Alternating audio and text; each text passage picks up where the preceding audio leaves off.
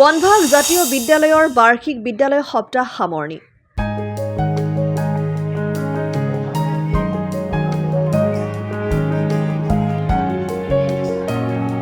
নলবাৰী জিলাৰ ঘগ্ৰাপাৰৰ বনভাগ জাতীয় বিদ্যালয় দ্বাদশ বাৰ্ষিক প্ৰতিষ্ঠা দিৱস আৰু একাদশ বাৰ্ষিক বিদ্যালয় সপ্তাহৰ শুকুৰবাৰে সামৰণি পৰে।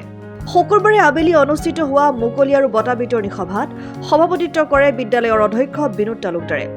সভাখনৰ উদ্দেশ্য ব্যাখ্যা কৰে শিক্ষক হীৰকজ্যোতি শৰ্মাই। ছাত্ৰী তানিছা ডেকাৰ এটি গীতেৰে কাৰ্যসূচীৰ শুভাৰম্ভ কৰা হয়। মুকলি সভাখন শুভাৰম্ভ কৰে সাংবাদিক জগত তালুকদাৰে। অনুষ্ঠানৰ আদৰণি ভাষণ প্ৰদান কৰে বিদ্যালয়খনৰ পৰিচালনা সমিতিৰ সভাপতি থানেশ্বৰ লহকৰে। অনুষ্ঠানত বিশিষ্ট অতিথি হিচাপে উপস্থিত থাকে নলবাৰী জিলা জাতীয় বিদ্যালয় সমন্বয়ৰক্ষী সমিতিৰ কাৰ্যকৰী সদস্য ইছলাম উদ্দিন আহমেদ।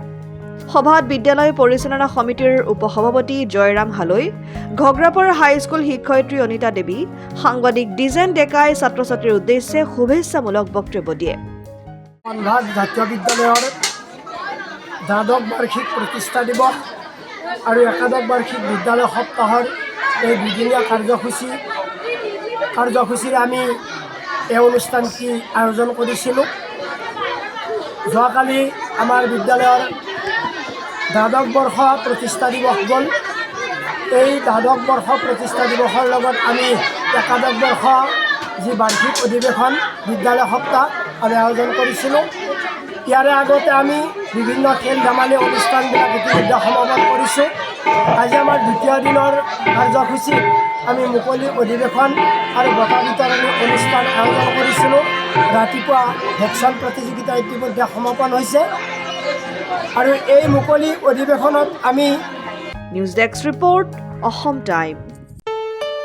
ঘৰত আনন্দ আৰু সম্পৰ্কৰ চমক বজাই ৰাখিবলৈ জৰুৰী হৈছে সকলো আনন্দময় মুহূৰ্তত মৰমৰ উপহাৰ দিয়াটো। সেইবাবে মধুশ্ৰী জুৱেলাৰ্ছে আনিছে সকলো ৰঙীন ক্ষণৰ বাবে বিশেষ গহনা। হীৰাৰে হওক, সোণৰে হওক বা ৰূপৰে হওক, শ্ৰেষ্ঠ ডিজাইনছ আৰু হলমাৰ্কযুক্ত গহনাই ৰাখে সম্পৰ্কক নিখুঁত। তেনেহ'লে আজিয়ে আনক আনন্দ মধুশ্ৰী জুৱেলাৰ্ছৰ সৈতে। যোগাযোগ কৰক 7002800341 নাইবা ভিজিট কৰক LNB ৰোড, নলবাৰী, অসম।